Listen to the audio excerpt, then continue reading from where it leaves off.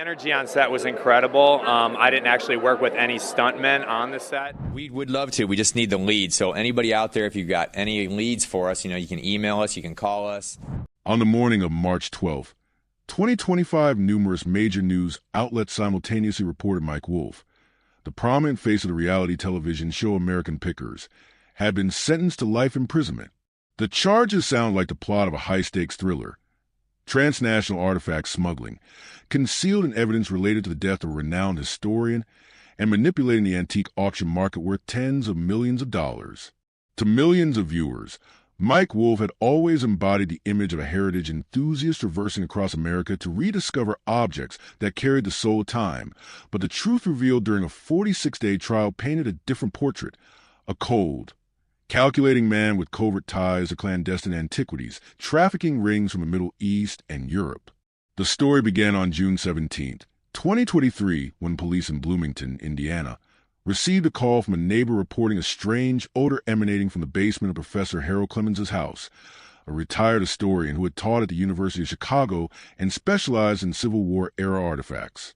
When authorities broke in, they found Clemens deceased, lying on his back with his right hand clutching a small object, a silver pocket watch engraved with faint but readable words, RK 1887, for honor, not glory. At first glance, it seemed to be the natural death of an elderly man living alone, but that watch was something that should not have been there. Just a week later, the Savannah National Museum issued an internal memo that was soon leaked. The watch had once been part of the Battlefield Heritage Collection, but had gone missing in 2019 during an unexplained storage transfer. The incident had never been made public. The museum feared scandal until the item unexpectedly resurfaced in the hand of a corpse. This information spread quickly across social media, but what truly caused the situation to explode came from an anonymous Reddit post. A user named GearGhost82 created a thread on the antique hoarding subreddit. I swear I saw this exact watch in an unaired episode of American Pickers when Mike visited a farm in Kentucky. It was in his palm, and he even said, "This watch tells stories."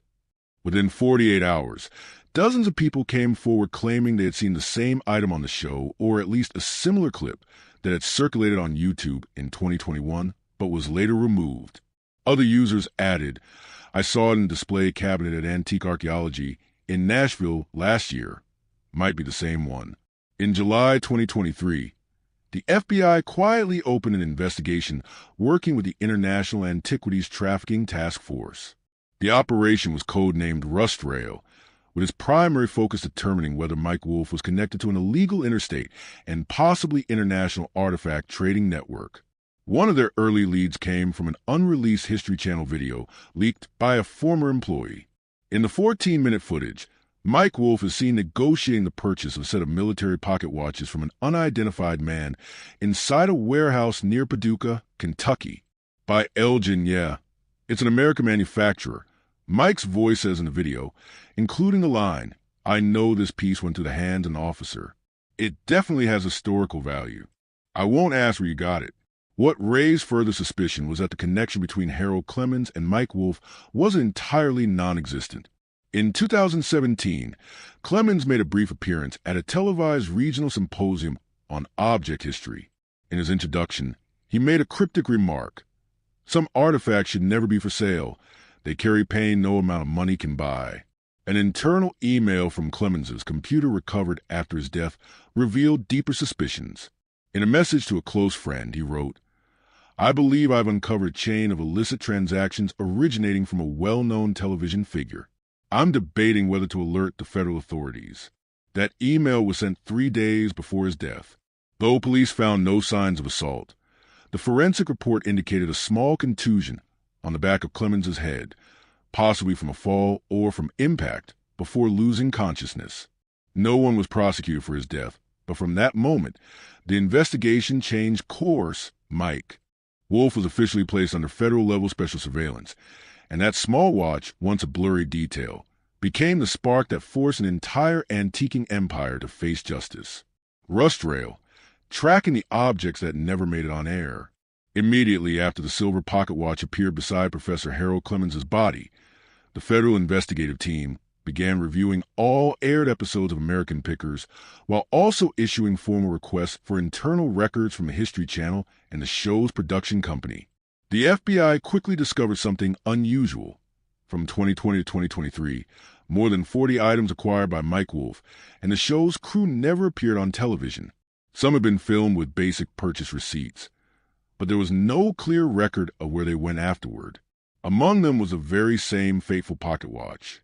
The covert investigation was code-named Rust Rail, a reference to the path of tracing items buried in warehouses, basements, or perhaps even the underworld layers of the antique market. At first, the investigative team could not directly approach Mike Wolfe. Instead, they quietly trailed one of his backstage assistants, Craig Salinas, who had worked as a driver and primary transport handler for production team. During a surveillance session lasting nearly 6 hours in southern Missouri, Salinas was recorded driving a van labeled Antique Archaeology to an abandoned warehouse, a location not listed in any official filming schedule. Local police were asked to assist by posing as a building safety inspection crew. There, they saw a series of sealed wooden crates containing 18th to 19th century items, including at least 3 objects identified by the FBI as reported stolen from a local museum in Georgia. A major turning point came when the investigation team obtained search warrants for 2 private storage facilities registered under a company called Time Vault Logistics, LLC, a shell company in which Mike Wolfe held shares through 3 layers of financial intermediaries.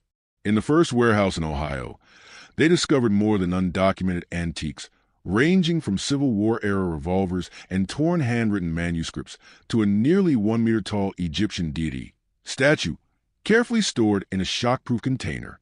This statue, according to an internal report, matched one stolen from the Luxor Museum, Egypt, in 2011. Following the money trail, the FBI found that Mike Wolfe owned at least 5 small companies incorporated in tax havens, such as Malta and the Cayman Islands.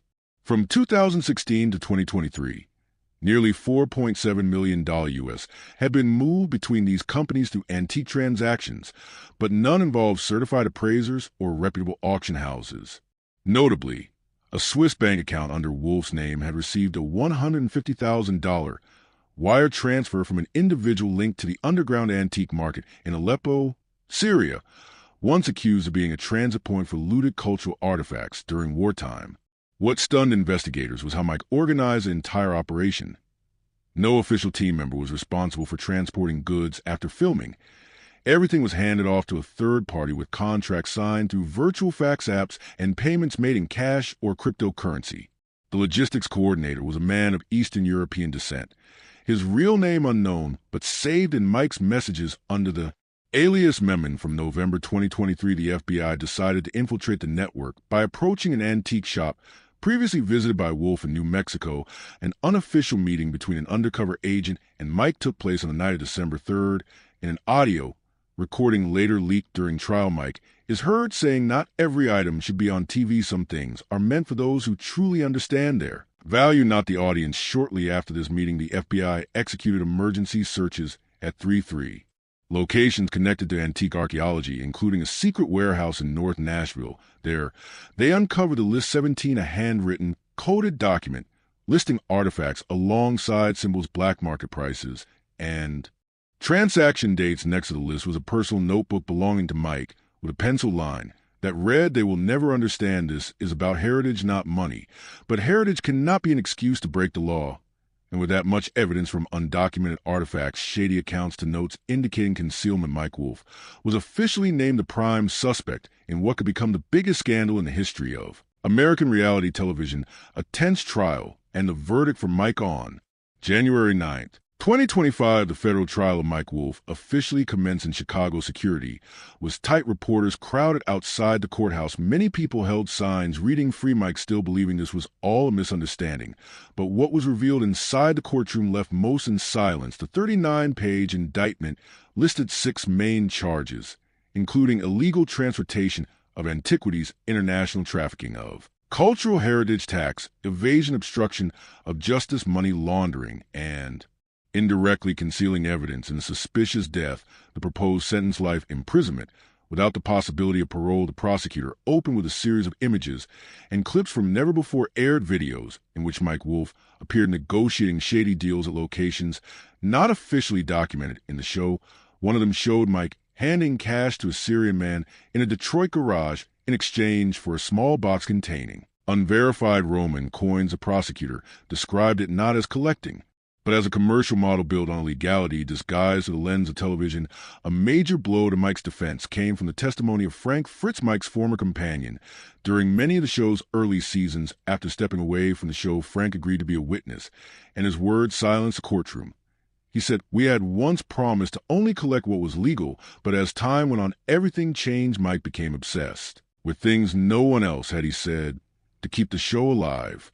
We have to dig deeper, both literally and figuratively." Frank carefully recalled an incident in 2021 when they acquired a wartime diary in Arkansas. Mike later took it away, and no one knew where it went, but weeks later Frank saw a copy of that very same diary on the black market priced at 15 times more. The defense team offered little direct rebuttal to the physical evidence. Instead, they focused on portraying Mike as someone caught in a system he could not control, claiming all transactions were handled by the logistics team, and that Mike was a lover of antiques, not a mastermind. They argued the suspicious funds were legitimate income from private foreign collections, and the Swiss account was a lawful savings account. Mike Wolfe remained silent for nearly the entire duration of the trial. His gaze was somber, devoid of emotion. On day 31 of trial, when asked if he wished to speak to the jury, Mike still looked straight at them and said, "I never saw myself as a criminal. I just wanted to essay what others had thrown away. If that makes me guilty, I accept it." That shocking statement was quoted across headlines, dividing public opinion between admiration and condemnation.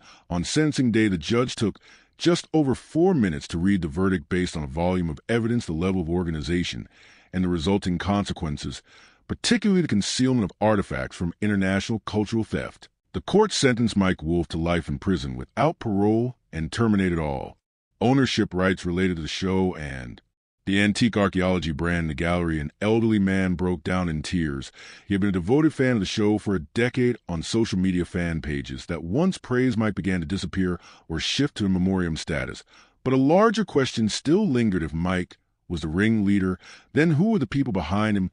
The empire collapses, and aftershocks. Just 3 days after Mike Wolfe was sentenced, History Channel officially announced the cancellation of American Pickers and removed all related content from its streaming platforms. The once massively followed YouTube channel silently deleted old videos. The website of antique archaeology switched to a blank interface with only one sentence: temporarily suspended. A name once embedded in American television culture vanished so quickly it felt almost as if it had never existed. The FBI sealed off both showroom locations in Iowa and Tennessee, which Mike had once called sacred spaces for lovers of the past. The secret warehouse in northern Nashville, once used as a collection hub for artifacts, was transferred to the Heritage Management Bureau. An inventory lasting nearly a month revealed numerous items with falsified documents. Unclear provenance, and worse, some were confirmed to be religious relics from conflict zones such as Iraq, Syria, and Yemen. Among them was a marble carving believed to have belonged to an Ottoman royal tomb stolen. In 2003, the antiquities auction market entered a temporary freeze. Major houses like Sotheby's and Christie's issued statements reviewing all transactions indirectly linked to Mike Wolfe. Some major deals worth hundreds of thousands of dollars were canceled. Private collectors began to fear that items they once scored to Mike could be seized at any moment. Outside, the public began to divide. Loyal fans believed Mike had been made a scapegoat for a system long operating in the shadows of art, commerce, and politics. On platforms like X and Reddit, detailed analyses of inconsistencies in the investigation emerged, suggesting Mike might have stumbled upon information someone didn't want revealed. One detail that further ignited public debate was a list 17, the document found in Mike's warehouse. Beyond the encoded transactions and artifact symbols, the final page bore a handwritten line: Q7. Our 3 VTI analysts and conspiracy theorists alike rushed to decode it. Some believed it was an abbreviation for a secret organization involved in high-end artifact trafficking, possibly tied to high-ranking religious authorities. A popular theory claimed Vatican referred to the Vatican Intel Corps, an entity never officially acknowledged, though there was no clear evidence the presence of this code turned the story into something far more obscure, stretching beyond one man and the television show another document released by the forensic investigation team was Mike Wolfe's personal notebook alongside notes like episode 312 Cut Old Truck Scene or follow-up with Leopard Skin Collection. Holder 1 page contained a single handwritten sentence. Not all past should be brought to light. This page was tightly folded and wedged between unrelated sheets as if Mike had wanted it found by accident at. The federal prison in Terra where Mike is serving his sentence officials have denied all media access. A former associate speaking anonymously revealed he doesn't talk to anyone, eats alone, walks alone, makes no special requests. It's as if he's accepted the sentence or had already seen it coming in March 2025. During a closed-door hearing, FBI representatives stated that other individuals connected to the case are still under surveillance, implying the investigation is ongoing. One of those unofficially summoned was a former program director at History Channel, the person once responsible for reviewing cut episodes. No one knows whether certain footage was deleted, edited, or deliberately buried. Understand why it all came to this. One must return to the beginning, before the camera lights, before the $1 million brand, back to where Mike Wolfe began. Mike Wolfe, the man behind the tragedy. Mike Wolfe was born in 1964 in Joliet, Illinois, into a poor working-class family raised by a single mother with 2 siblings. They survived on hand-me-downs from neighbors from a young age. Mike was fascinated by what others threw away while his friends collected baseball cards. Young Mike dug through the schoolyard, dumped to retrieve broken radios, old bikes, anything with gears. His favorite saying during those early years was, if it's worthless to everyone else, it's even more worth keeping. By 2010, when American Pickers first aired on the History Channel, Mike was already in his 40s, but the way his eyes lit up upon seeing an antique license plate was still childlike. The show became a phenomenon. Alongside his partner Frank Fritz, Mike drove thousands of miles across America, powering garages, old barns, and forgotten warehouses to find treasures from the past. He was beloved not just for his knowledge, but for the respect he showed sellers and the genuine passion he held for each object. But perhaps that passion went too far. Someone who worked with Mike in the early years once said he didn't just collect objects, he collected control over memory. As the show gained fame, the pressure to maintain ratings intensified. Each item had to outshine the last. And to achieve that, Mike began seeking out places people weren't supposed to go: evidence, lockers, black market, suppliers from war zones. No one knows exactly when Mike crossed the line, but one thing became clear: he was no longer just looking for things no one wanted. He was after things people were afraid to keep. Perhaps in Mike's mind, he was doing the right thing, rescuing fragments of history from being forgotten. But the law does not operate on personal ideals. Now Mike Wolfe is inmate number 42719D54. The name that once stood for American heritage has been erased from all public platforms. But deep down the question remains, was Mike Wolfe a man who exploited the past for profit, or the last person brave enough to preserve it regardless of the consequences? Mike Wolfe, from a man who crisscrossed America, collecting memories, to a national television icon, and finally a convicted felon sentenced to life in prison. This story is a reminder that sometimes the line between passion and wrongdoing is thinner than we think, and the truth, no matter how deeply buried, will always find its way back to the light. What you think about the verdict for Mike Wolfe? Was he a victim of the system, or someone who went too far beyond the limits of morality? Let us know your thoughts in the comments after this video. Don't forget to subscribe and turn on notifications to stay updated with our latest releases.